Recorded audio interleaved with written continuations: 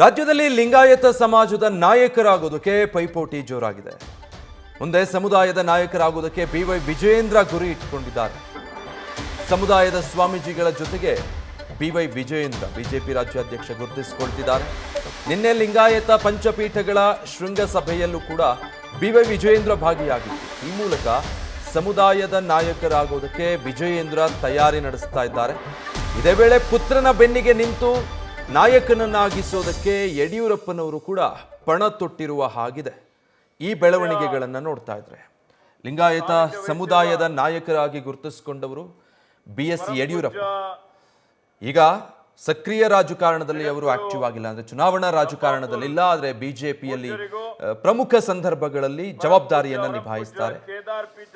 ಅದರ ಜೊತೆಗೆ ಅವರ ಪುತ್ರ ಬಿವೈ ವಿಜಯೇಂದ್ರ ರಾಜ್ಯಾಧ್ಯಕ್ಷ ಸ್ಥಾನವನ್ನ ಪಡೆದುಕೊಂಡಿದ್ದಾರೆ. ರಾಜ್ಯದಲ್ಲಿ ಲಿಂಗಾಯತ ಸಮುದಾಯದ ನಾಯಕನ ಚುಕ್ಕಾಣಿ ಹಿಡಿಯೋದಕ್ಕೆ ಏನೆಲ್ಲ ಮಾಡಬೇಕೋ ಅದೆಲ್ಲವನ್ನು ಈಗ ಮಾಡ್ತಿದ್ದಾರೆ. ಆ ತಯಾರಿಗಳಲ್ಲಿ ಬಿವೈ ವಿಜಯೇಂದ್ರ ತೊಡಗಿದ್ದಾರೆ. ಇದಕ್ಕೆ ಅವರ ತಂದೆ ಯಡಿಯೂರಪ್ಪನವರು ಕೂಡ ಸಾಥ್ ಕೊಟ್ಟಿದ್ದಾರೆ. ಪಂಚಪೀಠ ಮಠಗಳ ಶೃಂಗಸಭೆಯಲ್ಲಿ ಬಿವೈ ವಿಜಯೇಂದ್ರ ಭಾಗಿಯಾಗಿದ್ರು. ಡೀಟೇಲ್ಸ್ ಕೊಡ್ತಾರೆ ಈ ಬಗ್ಗೆ ಮಧುಸೂದನ್. ಒಂದು ಲಿಂಗಾಯತ ಸಮುದಾಯದ ನಾಯಕತ್ವದ ಚುಕ್ಕಾಣಿ ಹಿಡಿಯುವಂತಹ ಪ್ರಯತ್ನ, ಜೊತೆಗೆ ರಾಜ್ಯಾಧ್ಯಕ್ಷ ಸ್ಥಾನ ಭದ್ರಪಡಿಸಿಕೊಳ್ಳೋ ಲೆಕ್ಕಾಚಾರನೂ ಇದೆಯಾ?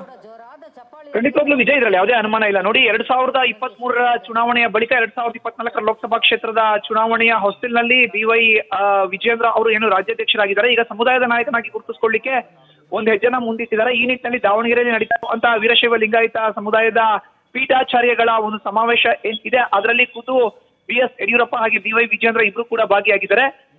ಈ ಮೂಲಕ ಪ್ರಶ್ನಾತೀತ ನಾಯಕರಾಗಿ ಯಡಿಯೂರಪ್ಪ ಏನಿದ್ದಾರೆ ಆ ಒಂದು ಹುದ್ದೆಯನ್ನ ಬಿವೈ ವಿಜಯೇಂದ್ರ ಅವರು ಮುಂಬರುವಂತ ದಿನದಲ್ಲಿ ಅಲಂಕರಿಸಲಿಕ್ಕೆ ಒಂದು ಹೆಜ್ಜೆನ ಮುಂದೆ ಇಟ್ಟಿದ್ದಾರೆ ಅಂತಾನೆ ಹೇಳಬಹುದು. ಇದಕ್ಕೆ ಯಡಿಯೂರಪ್ಪ ಕೂಡ ಖುದ್ದು ಸಾಥನ್ನ ಕೊಟ್ಟಿದ್ದು ತಮ್ಮ ಮಗನ ಬೆನ್ನಿಗೆ ನಿಂತಿದ್ದಾರೆ.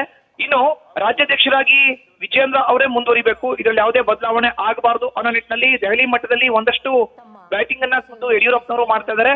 ಪ್ರಬಲ ವೀರಶೈವ ಲಿಂಗಾಯತ ಸಮುದಾಯದವರೇ ಆ ಪಕ್ಷದ ಚುಕ್ಕಾಣಿಯನ್ನ ಹಿಡಿದಿರಬೇಕು, ಇದರಲ್ಲಿ ಯಾವುದೇ ಬದಲಾವಣೆ ಆಗಬಾರದು. ಇನ್ನು ವಿಜಯೇಂದ್ರ ಅವರು ಕಳೆದ 1.5 ವರ್ಷದಿಂದ ಮಾಡಿರುವಂತ ಸಾಧನೆಗಳನ್ನ ಮುಂದಿಟ್ಕೊಂಡು ಹೈಕಮಾಂಡ್ ನಾಯಕರ ಮುಂದೆ ಬ್ಯಾಟಿಂಗ್ ಮಾಡ್ತಿದ್ರೆ, ಇತರ ರಾಜ್ಯದಲ್ಲಿ ಪ್ರಬಲ ವೀರಶೈವ ಲಿಂಗಾಯತ ಸಮುದಾಯದ ಪ್ರಶ್ನಾತೀತ ನಾಯಕನಾಗಿ ತನ್ನ ಮಗನನ್ನ ಬಿಂಬಿಸಲಿಕ್ಕೆ ಯಡಿಯೂರಪ್ಪನವರು ಕೂಡ ಮುಂದಾಗಿದ್ದಾರೆ. ಹೀಗಾಗಿ ಸಮುದಾಯದ ಯಾವುದೇ ಕಾರ್ಯಕ್ರಮ ಇರಬಹುದು, ವೇದಿಕೆ ಇರಬಹುದು, ಅಲ್ಲಿ ಖುದ್ದು ಬಿವೈ ವಿಜಯೇಂದ್ರ ಅವರು ಕಾಣಿಸ್ಕೋಬೇಕು ಅನ್ನೋ ಆನ್ಲೈನ್ ಅಜೆಂಡಾವನ್ನ BS ಯಡಿಯೂರಪ್ಪನವರು ಇಟ್ಕೊಂಡಿದ್ದಾರೆ.